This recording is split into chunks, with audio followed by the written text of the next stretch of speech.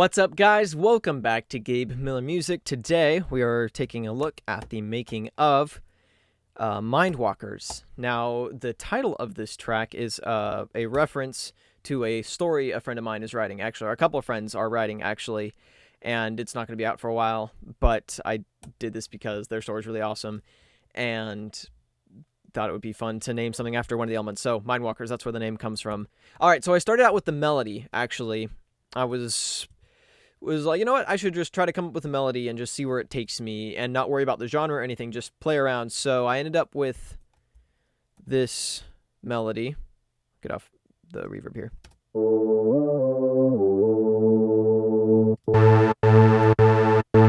Oh, and I was also flipping through patches on Massive and stumbled upon that one and was just playing around and came up with this. So this is the melody that I started with right here, with the patch I started with.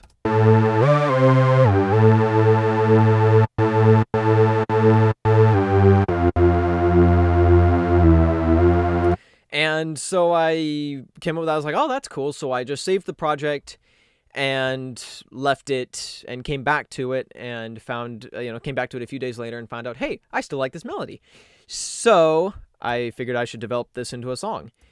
And lately been listening to a lot of stuff by like Glitch Mob and people like that. And I was like, man, wouldn't that be... I'd love to try that genre. I've not really ventured into that genre before. So I decided, I should try to make this genre. So I left that melody aside for a little bit and tweaked it a bit.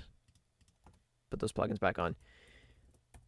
So I jumped in and started trying to make more of a kind of a drop, I guess. And started off with the drums. And spent a lot of time just trying to get the sound right. So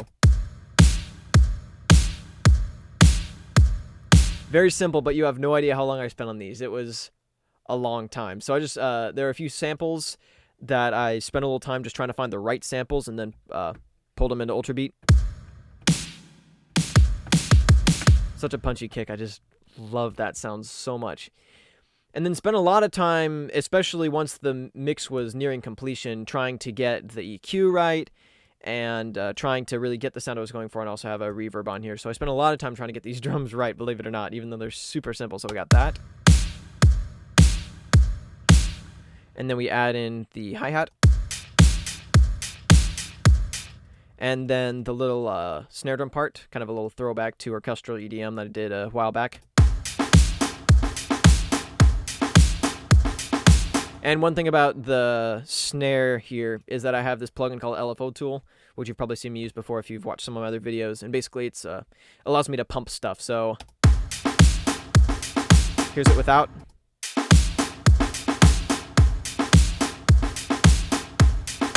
Just pump it a bit so that it stays out of the way of the kick, which I think is very helpful.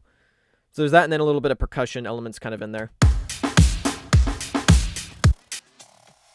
Just a few Apple loops I threw in here and chopped up and panned all over the place. Just very subtly layered in to add a little bit of that kind of dirtiness and the little timpani sound on the kick as well. So that's the drums. Pretty simple, and I'm really happy with how they came out. And then we get into the synths. So I started off with this. It's a modified version of the melody, as you no doubt can tell. And I did that in Massive, and one of the keys to that huge sound was I ran it through this bass amp. So here's it without. Too sterile, not enough punch. So I ran it through this bass amp plugin that's built into Logic, and we get... It really kind of deepens it, and then also I have that LFO tool once again, just set to duck every time the kick hits, and that adds, once again, that pumping sound. So let me just show you what that sounds like, these two elements, just the two of them. Hear that? It's kind of subtle, but adds a lot to the overall sound. So we got that. And then from there, it was just a lot of layering and messing around with presets. So we got... That's just a little bass sound. Going very much for a Glitch Mob vibe here, especially of their first album, Drink the Sea. If you've heard that, it's very similar vibe. That element comes back, And I actually kept this element all throughout the song. So we got... Then added the high stuff. And the two high things are both panned, and they're different, totally different synths. And I have them panned left and right to add some width, and then finally a sub. Just in case there wasn't enough bass, right? And so that's all the synth elements together. And also this element right here as well. And this little... That's just a little built-in one of the synth presets on the ES2, actually. And I was just trying to find something that sounded cool, and I stumbled upon that. I was like, yes. Then we got the back and forth bass. And that's just the bass element duplicated twice and then just panned left and right. So I have like half the melody on one of the MIDI tracks and the other half on the other track. And so then just pan them both and you get that bouncing back and forth element of it. So that's the basis of the song. And then from there, it's layering other elements. So we got here that same bass, the really, really big and fat one comes back.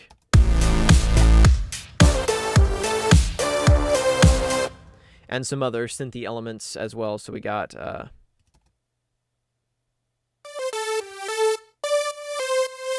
as you can probably hear, that one is set to pump as well. And this is actually normally a bass. And I have it high-passed and serving the lead. So you get this, it's, I don't know, adds to the kind of dirtiness of it, which was the thing I was really going for. And then it's, the arrangement was down to making sure I gotta go into the pads. So basically, I used this part as the drop, really, and then this is kind of like a stripped down version of it with a different little melody lead, and then over here, completely different, and then finally into that drop again. So just trying to keep the arrangement interesting, and I think that worked. So then we come into this. And one of the keys to getting that transition to work was having all the synths drop out. So we got... Now I have a little snare roll here. And I did a bunch of processing to that as well. So we finally got this.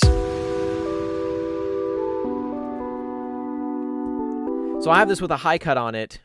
And I have that set to lift as the... And this is both the chord progression and the melody. And, you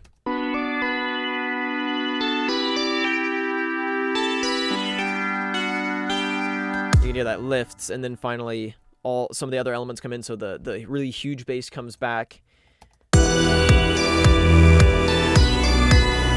And then these elements right here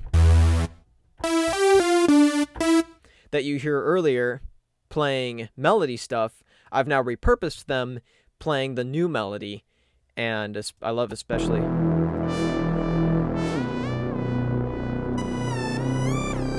I love this little element right here. So sick. And one of the keys to getting this transition to work, once again, really, this chord progression does not fit within the song and within the melody. And so I had to be kind of... I wanted to put it in there because I really like it, and I think it fit really well with this song, except it didn't. Melody-wise. Feel-wise it did, melody-wise it didn't, so I had to do things like drop out the melody here and transition with that little snare roll. And then over here, that's the purpose of this little melody thing, is to kind of bridge the gap between this melody and the main melody. And also just because it adds this kind of cool lead-in that's a little unexpected. And then I got a little riser. And I also have that set with a high cut so that it's, for most of its life, it's barely audible. So I can kind of have it slowly come in, and then when it needs to be extreme, it does that. And I always have that set to drop out right when the snare comes in. So you have that 1 little millisecond of silence before the full drop, and that makes the drop all that more impactful. So you got...